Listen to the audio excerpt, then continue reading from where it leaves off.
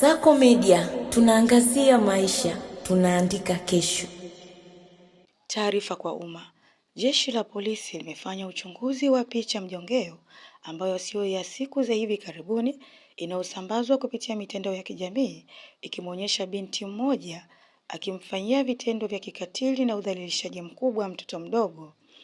Picha mjongeo hiyo kwa mtu yeyote akiiona lazima ataguswa na kuona uchungu na kuumia kutokana na ukatili huo, lakini pia anaweza kudhani ni tukio la hivi karibuni.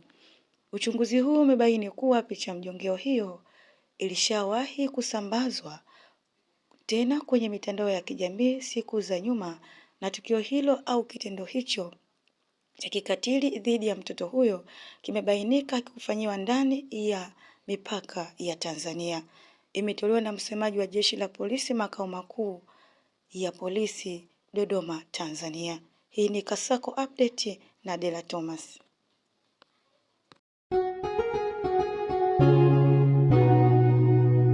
Kasako Media, tunaangazia maisha, tunaandika kesho.